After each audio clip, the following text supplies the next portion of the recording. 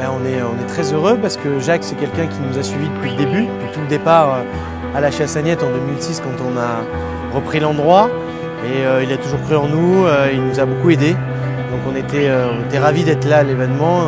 Ça nous permet de le remercier à notre façon en participant à cet événement.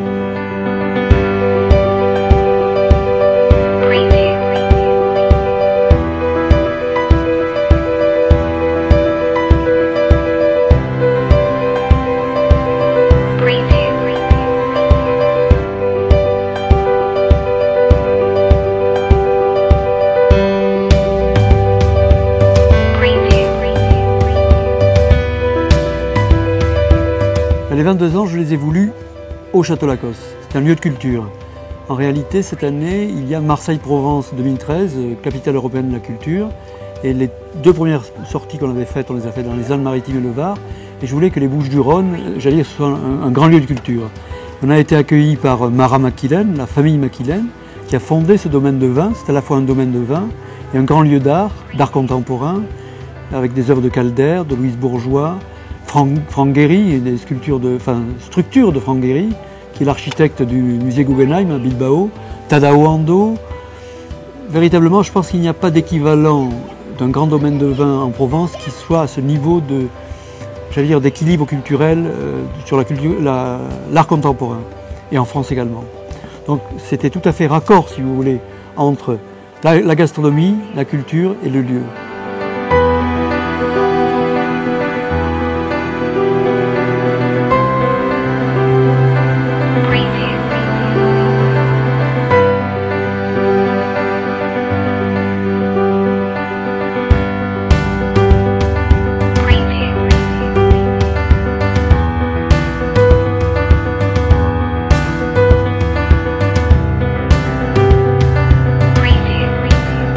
Ce que ça fait, c'est toujours un immense plaisir lorsque des gens qui parlent d'un métier comme le nôtre réussissent, ce qui est le cas de Jacques Gantier.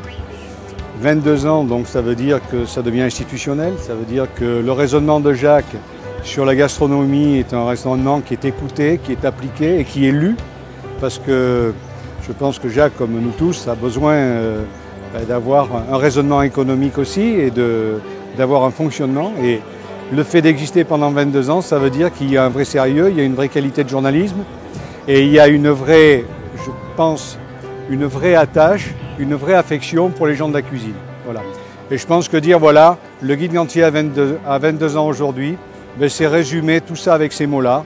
C'est une forte dévotion à la cuisine et aux gens de la cuisine, je pense. Mais écoutez, pour moi, c'est une évidence. De toute façon, Jacques est issu donc de la même ville et du même village que moi, donc dans le Lot-et-Garonne. Il va de soi que les années ont passé, il va de soi que l'amitié reste quelque chose donc de figé, reste quelque chose donc d'évident. Et cette collaboration intellectuelle et amicale qui sont passées donc au cours de ces 22 ans passé donc sur la sortie de son guide. Jacques, lorsque j'exerçais donc sur la Côte d'Azur, a eu la gentillesse donc de me repérer, de me faire des coucous, etc. Bien sûr que je suis un fidèle également en amitié et je suis très honoré aujourd'hui de venir lui souhaiter et souhaiter donc au guide un très bel anniversaire, une très belle sortie 2013 et qui me donne en plus l'occasion de revoir tous mes amis restaurateurs, tous les chefs de cuisine déjà installés, déjà réputés, et puis de voir également cette nouvelle génération qui sont un petit peu les enfants du guide Gantier, donc de la Provence, tous ces jeunes chefs qui arrivent et qui commencent donc à être émergents.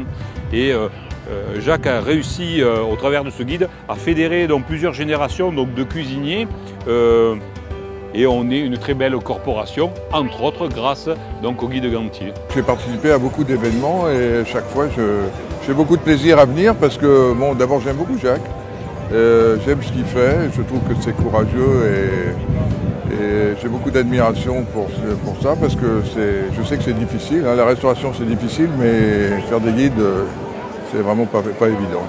Donc j'ai de l'admiration et je pense que par notre présence à tous, là, on lui renvoie l'ascenseur hein, sur toutes les gentillesses qu'il peut écrire sur nos maisons et la fidélité avec laquelle il nous suit et nous permet de continuer à faire notre métier le mieux qu'on peut. Voilà, donc chaque année, j'essaye d'être fidèle au rendez-vous. En plus, ça permet de voir tout un tas de gens qu'on ne voit pas forcément, parce que bon, chacun reste dans sa maison, surtout en ce moment où les affaires sont un peu difficiles. Donc on n'a pas trop le temps d'aller voir les copains et c'est l'occasion de les retrouver là. Et ça fait toujours plaisir de discuter, de dire un mot à chacun, de savoir comment ça va. Et donc c'est un plaisir partagé. Alors je crois que les invités de cette journée, on était à peu près 500, autour de 500, professionnels, médias, ils étaient heureux de se retrouver, mais ils étaient heureux de découvrir le lieu, le Château Lacoste. Ils étaient heureux également de se retrouver entre eux. Vous savez, les chefs, chacun est derrière ses fourneaux, à sa cuisine, n'a pas le temps. Il y a un petit peu la crise, tout le monde travaille très dur.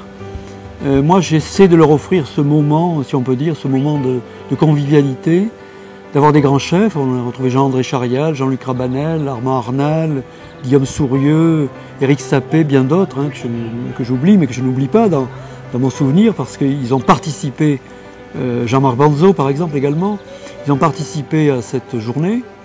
Et pour moi, je suis vraiment touché qu'il y ait eu l'harmonie entre le lieu d'art, la gastronomie et les chefs.